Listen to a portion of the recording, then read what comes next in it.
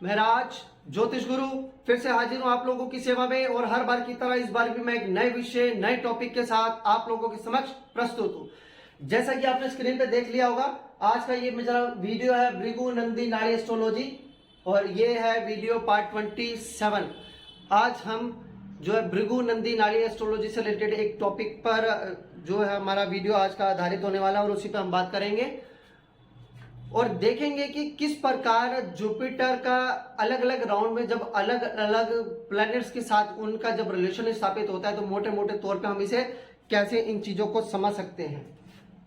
तो चलिए समय नष्ट ना करते हुए हम सीधा अपनी वीडियोस पर आगे बढ़ते हैं और सबसे पहले मैं इस पर चार्ट बना लूं ताकि आपको आसानी हो सके समझने में। देखिए कई बार मेरे से चार्ट उल्टा सीधा बन जाता है, एक्चुअली ड्राइंग में हाथ थोड़ा कमजोर रहा है मेरा।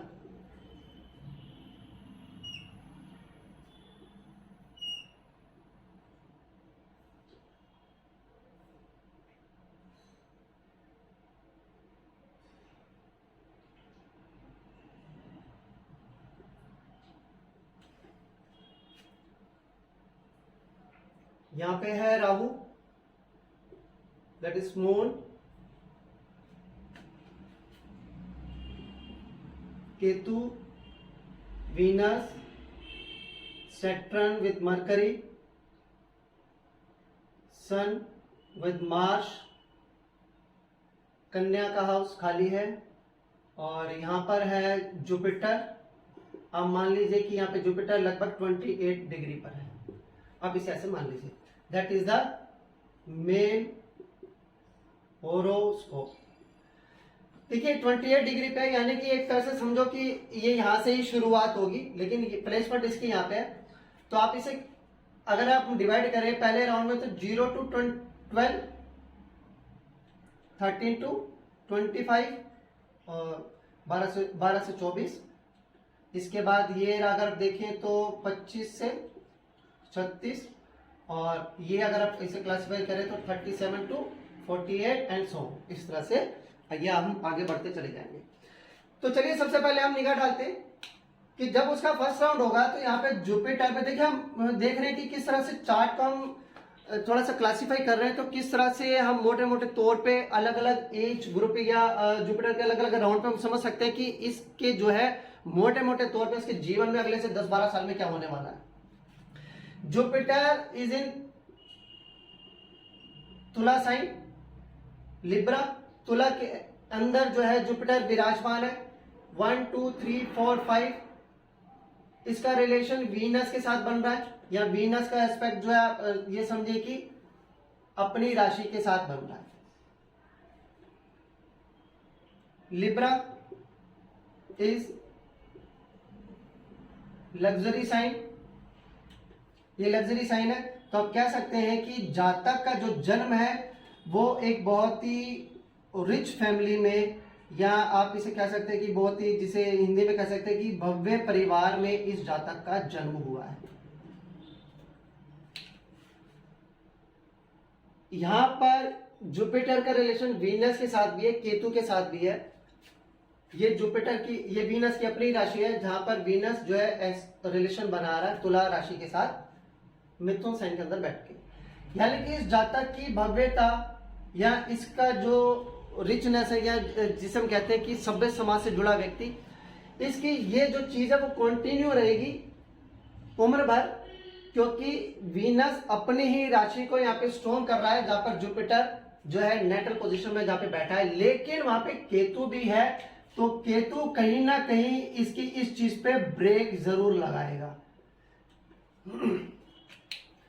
यानी कि जातक का 0 से 12 यानी कि जुपिटर का फर्स्ट राउंड 12 साल तक लगभग जातक के जो है सही निकल सकते हैं। आराम से ये अपना जीवन जो है फर्स्ट राउंड में इसका व्यतीत होगा। आगे जब मूव करेंगे, जब राहु केतु को भी मूव करेंगे तो आप समझ सकते हैं कि वो क्या छोटी मोटी घटनाएं इसके साथ घटित हो सकती हैं। अब जब ये नेक्स्ट राउंड पे आएगा तो यहां से हम मूव करेंगे इसे। जब ये यहां पर पहुंचेगा सेकेंड राउंड में वृश्चिक पर, तब जुपिटर का रिलेशन 1 2 3 4 5 सैटर्न और मरकरी के साथ इसका रिलेशन स्टैब्लिश होगा। 1 2 3 4 5 6 7 8 9 कहीं से भी कर लो, सिर्फ इसका इसके आगे 5 और 7 में कोई रिलेशन नहीं बन रहा, आगे और पीछे इसके कोई ग्रह नहीं है। यानी कि 13 से 24 साल के बीच में इसको वर्क रिलेटेड कुछ ना कुछ इसके जीवन में काम की शुरुआत हो जाएगी। कुछ ना कुछ ये वहां पर जरूर करेगा, कुछ ना कुछ काम इसको मिलेगा, प्रकृतिवश या मजबूरीवश। अब यहां पे करें बात मरकरी की, मरकरी के पीछे केतु है, मरकरी के आगे मार्स है, यानी कि he will get break in education. यानी कि सेकेंड राउंड में 13 से 24 के बीच में इसकी एजुकेशन में ब्रेक आएगा और इसको जो है कुछ ना कुछ इसे कर्म जो है करना पड़ेगा, कुछ ना कुछ प्रोफेशन व्यवसाय इस जातक को 13 से 24 के बीच में ही इसको शुरुआत इसकी करनी पड़ेगी। ये सेकेंड राउंड में जैसे जैसे रिलेशन बनता है वैसे वैसे इस चीज को समझेंगे कि अगले 10-12 साल में इसके साथ मोटे मोटे तौर पे क्या घटित होने वाला है। अब यहां से थर्ड राउंड में आएगा राहु के ऊपर 25 से 36 साल की उम्र के बीच। Jupiter is on Rahu creating relation with the Venus and Ketu. Venus is 7th to Jupiter, यहां से 7वीं पोजीशन पर इसका स्थित है। 7वीं पोजीशन मैरिज की होती है, लाइफ पार्टनर की होती है, ठीक है। और यहां से देखिए 1 2 3 4 5 और इसका रिलेशन सन और मार्स से बनेगा। हम पिछले राउंड में देख चुके थे कि उसे कुछ ना कुछ अपना काम उसे शुरुआत करनी पड़ेगी, एजुकेशन में उसको ब्रेक मिलेगा। जब हम यहाँ पे आए तो 24 का पार करके जब थर्ड राउंड में जुपिटर यहाँ पे आया 25 से 36 के बीच में अगले 10-12 साल में, जब वो यहाँ पे आएगा शादी की उम्र में, यानी कि लगभग 25 से 26 साल की उम्र में वीनस के साथ जो 7th पोजीशन में बैठा है उसके साथ इसका रिलेशन बन जाएगा। नेटल पोजीशन में भी जो जुपिटर है वो वीनस की उसी में बैठा हुआ है। यहां पर यानी कि इस थर्ड राउंड में ही विल गेट मैरिड, उसकी यहाँ पे शादी होगी। और यहां पर बैठ के राहु के साथ वो रिलेशन सन एंड मार्स के साथ भी बना रहा है, यानी कि he will get high position in the society. अब यानी कि सोसाइटी में इस जातक को जो है हाई पोजीशन मिलने वाली है। कब मिलने वाली है? जुपिटर के थर्ड राउंड में 25 से 36 साल की उम्र के बीच में ही will get the high position. ये अपनी उस हाई पोजीशन पे ये पहुंच जाएगा टॉप पर।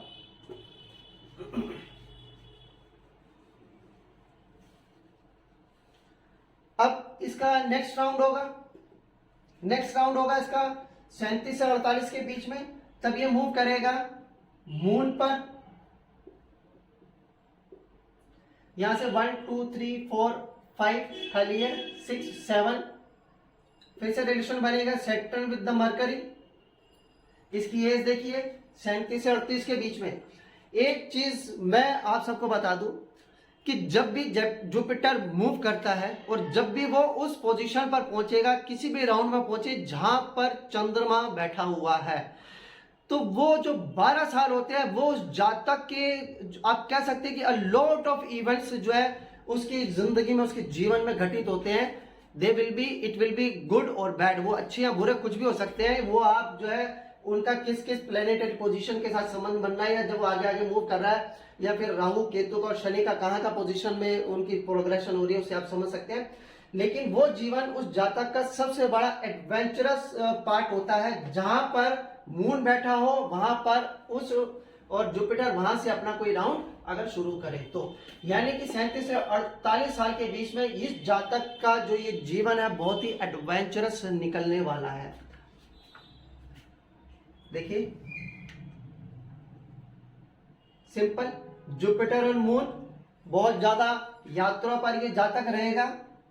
Moon is exchanged with the Saturn, Saturn के साथ एक्सचेंज है, एक्सचेंज होगी, सैटर्न अपने घर पे आ जाएगा, जुपिटर के साथ आ जाएगा, यानी कि काम संबंधी जो यात्राएं हैं वो बहुत अधिक करनी पड़ेंगी इस नेटिव को, और जो है इसको बहुत सी काम में, बहुत सी यात्राओं में इसे सक्सेस भी हासिल होगी, क्योंकि जब एक्सचेंज हो आएगा तब सैटर्न अपने घर पर यहाँ पर बैठा होगा जुपिटर के साथ। और हम अच्छी तरह से जानते हैं कि जब जुपिटर सैटर्न मिलते हैं तो इसे धर्म कर्म योग हम कहते हैं। बाकी आप राहु और केतु को मूव करके अच्छी तरह से देख सकते हैं कि जो है और पर्टिकुलर क्या क्या चेंज इस जातक के जीवन में हो सकता है। तो इस तरह से जब आप अलग अलग राउंड पे जब आप जुपिटर को आगे करते हैं, आगे मूव करते हैं, तो वहां पे देखिए उसका क्या क्या रिलेशन बन रहा है।